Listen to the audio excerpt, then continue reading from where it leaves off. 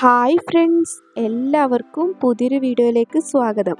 ഇന്നത്തെ റെസിപ്പി നേന്ത്രപ്പഴം കൊണ്ട് വ്യത്യസ്തമായ രീതിയിൽ തയ്യാറാക്കാൻ പറ്റിയ ഒരു ഈവനിങ് സ്നാക്കാണ്. നമ്മുടെ കയ്യിൽ നല്ല പഴുത്ത നേന്ത്രപ്പഴം ഉണ്ടെങ്കിൽ വളരെ പെട്ടെന്ന് ആവിയിൽ വേവിച്ചെടുക്കാൻ പറ്റുന്ന ഒരു സ്നാക്കാണിത്. നല്ല ടേസ്റ്റാണിത് കഴിക്കാൻ വേണ്ടിയിട്ട്. നമ്മളിങ്ങനെ കഴിച്ചുകൊണ്ടേയിരിക്കും. അപ്പോൾ ഇതെങ്ങനെ തയ്യാറാക്കുന്നത് നോക്കാം. അതിനു മുമ്പ് എൻ്റെ വീഡിയോ ആദ്യമായിട്ട് കാണുന്നവരാണെങ്കിൽ ഒന്ന് സബ്സ്ക്രൈബ് ചെയ്യണേ. അപ്പോൾ നമുക്ക് വീഡിയോയിലോട്ട് പോവാം. അതിനാൽ ഞാനിവിടെ നല്ല പഴുത്തിട്ടുള്ള 2 നേന്ത്രപ്പഴം എടുത്തിട്ടുണ്ട്. ഇനി ഇതിൻ്റെ തൊലി കളഞ്ഞിട്ട് നമുക്ക് ചെറുതായി കട്ട് ചെയ്തിട്ടൊന്ന് മിക്സിയുടെ ജാറിലേക്ക് ഇട്ട് കൊടുക്കാം.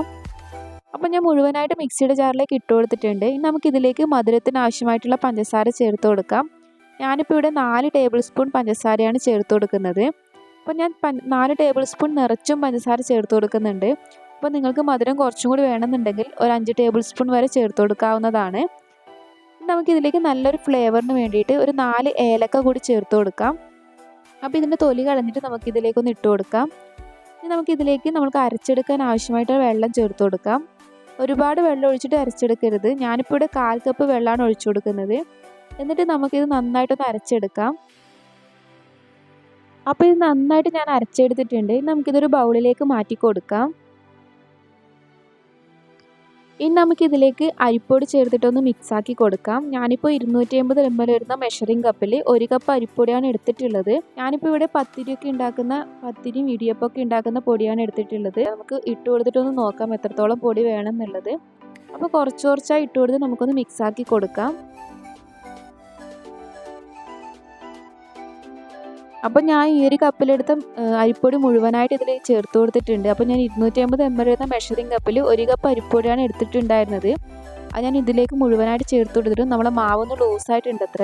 അപ്പോൾ കുറച്ചുകൂടി അരിപ്പൊടി ഇതിലേക്ക് വേണം. അപ്പോൾ ഞാൻ ലാസ്റ്റ് പറയാം എത്രത്തോളം അരിപ്പൊടി എനിക്ക് വേണ്ടി വന്നു എന്നുള്ളത്. ഇനി നമുക്കിതിലേക്ക് ഓരോ ടേബിൾ സ്പൂൺ വീതം ഇതിലേക്ക് ഇട്ട് കൊടുത്തിട്ട് ഒന്ന് മിക്സാക്കി കൊടുക്കാം.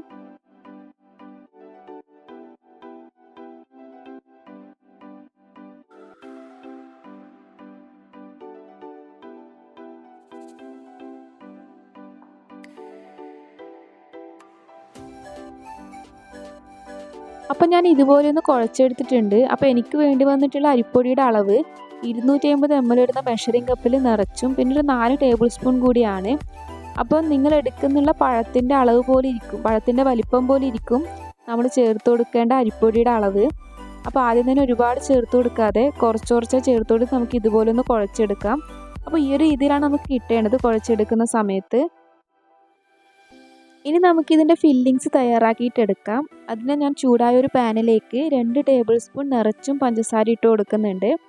പിന്നെ ഞാൻ ഇതിലേക്ക് ചേർത്ത് കൊടുക്കുന്നത് ചിരകിയെടുത്തിട്ടുള്ള തേങ്ങയാണ്. ഞാനിപ്പോൾ 1/2 കപ്പ് തേങ്ങയാണ് ചേർത്ത് കൊടുക്കുന്നത്. പിന്നെ നല്ലൊരു ഫ്ലേവറിന് വേണ്ടിയിട്ട് ഒരു 1/2 ടീസ്പൂൺ ഏലക്ക പൊടിച്ചത് കൂടി ചേർത്ത് കൊടുക്കുന്നുണ്ട്. പഞ്ചസാരയും ഏലക്കയും കൂടി പൊടിച്ചെടുത്തിട്ടുള്ള പൊടിയാണ് ഞാൻ ചേർത്ത് കൊടുത്തിട്ടുള്ളത്. ഇനി നന്നായിട്ടൊന്ന് മിക്സാക്കി കൊടുക്കാം. പഞ്ചസാരയൊക്കെ നന്നായി മെൽട്ടായിട്ട് തേങ്ങയിലൊന്ന് പിടിച്ചു വരുന്നതിന് നമുക്കൊന്ന് മിക്സാക്കി കൊടുക്കാം.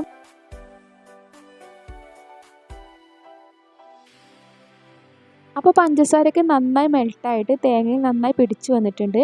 ഒന്ന് കളറ് മാറി തുടങ്ങിയിട്ടുണ്ട്. ഇനി നമുക്കിതിൻ്റെ ഫ്ലെയിം ഓഫ് ചെയ്ത് കൊടുക്കാം. ഇനി ഇത് നമുക്ക് തയ്യാറാക്കിയിട്ടെടുക്കാം. അതിനായി ഞാൻ 2 കൈയിലും ഓയിലൊന്ന് സ്പ്രെഡാക്കി കൊടുത്തിട്ടുണ്ട്.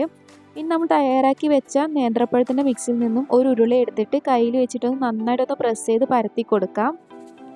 അപ്പോൾ ഇതുപോലെ നന്നായിട്ട് പരത്തി കൊടുത്തതിന് ശേഷം നമ്മൾ തയ്യാറാക്കി വെച്ച ഫില്ലിങ്സിൽ നിന്നും ഒരു 2 ടീസ്പൂൺ വരെ ഇതിൻ്റെ സെൻറ്ററിലൊന്ന് വെച്ച് കൊടുക്കാം.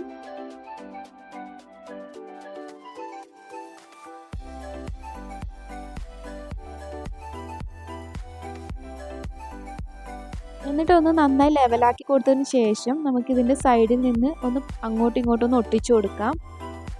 എന്നിട്ട് നന്നായിട്ട് ഇതുപോലെ ഒന്ന് ഉരുളയാക്കി എടുത്തതിന് ശേഷം നമുക്ക് ഇഷ്ടമുള്ള ഷേപ്പാക്കിയിട്ട് എടുക്കാം.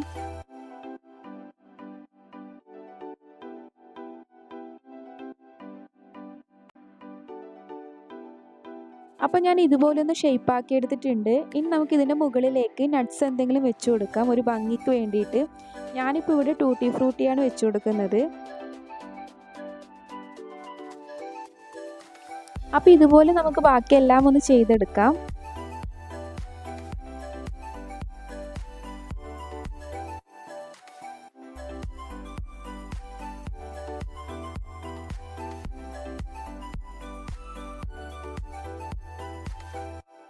അപ്പോൾ ഞാൻ എല്ലാം ഇതുപോലെ ഒന്ന് ചെയ്തെടുത്തിട്ടുണ്ട്. ഇനി നമുക്കിതൊന്ന് ആവിയിലൊന്ന് വേവിച്ചെടുക്കാം.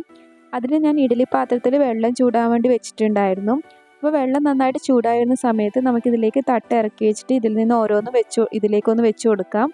അപ്പോൾ ഓരോ തട്ടിലും ഞാൻ ഓയിലൊന്ന് സ്പ്രെഡാക്കി കൊടുത്തിട്ടുണ്ട്.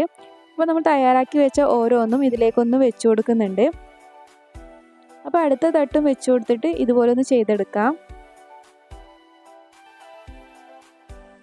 അപ്പോൾ എല്ലാം ഇതുപോലെ ഒന്ന് വെച്ച് കൊടുത്തതിന് ശേഷം നമുക്കൊന്ന് മൂടി വെച്ചിട്ട് ഒരു മീഡിയം ഫ്ലെയിമിൽ ഇട്ടിട്ട് ഒരു 15 മിനിറ്റ് തൊട്ട് 20 മിനിറ്റ് വരെ നമുക്കിതൊന്ന് വേവിച്ചെടുക്കാം. അപ്പോൾ 20 മിനിറ്റ് ആയിട്ടുണ്ട് ഞാനിത് വെച്ച് കൊടുത്തിട്ട്. ഇനി നമുക്കിതിൻ്റെ ഫ്ലെയിം ഓഫ് ചെയ്ത് കൊടുക്കാം. അപ്പോൾ ഇത് അടിപൊളിയായിട്ട് വെന്ത് വന്നിട്ടുണ്ട്. അപ്പോൾ ഇത്രയേ ഉള്ളൂ ഇത് തയ്യാറാക്കാനായിട്ട്. എളുപ്പമാണ് ഇത് തയ്യാറാക്കി എടുക്കാനായിട്ട്. അപ്പോൾ നല്ല ടേസ്റ്റി ആയിട്ടുള്ള നല്ല മധുരമുള്ള ഈവനിങ് സ്നാക്ക് ഇവിടെ റെഡി ആയിട്ടുണ്ട്. വളരെ എളുപ്പമാണ് ഇത് തയ്യാറാക്കാൻ വേണ്ടിയിട്ട്. അപ്പോൾ നമ്മൾ ആവിയിൽ വേവിച്ചെടുക്കുന്ന സമയം മാത്രമേ ഇതിന് വേണ്ടി വരുള്ളൂ. ബാക്കിയൊക്കെ നമുക്ക് പെട്ടെന്ന് ചെയ്തെടുക്കാൻ പറ്റാവുന്നതേ ഉള്ളൂ. അപ്പോൾ നല്ല ടേസ്റ്റാണ് ഇത് കഴിക്കാൻ വേണ്ടിയിട്ട്. അപ്പോൾ നേന്ത്രപ്പഴം വീട്ടിലുണ്ടെങ്കിൽ ഒരിക്കലെങ്കിലും ഒന്ന് ട്രൈ ചെയ്ത് നോക്കുക. അപ്പോൾ വീഡിയോ ഇഷ്ടപ്പെട്ടാൽ ലൈക്ക് ചെയ്യുക, ഷെയർ ചെയ്യുക, സബ്സ്ക്രൈബ് ചെയ്യുക. അപ്പോൾ അടുത്തൊരു വീഡിയോ ആയിട്ട് വീണ്ടും കാണാം.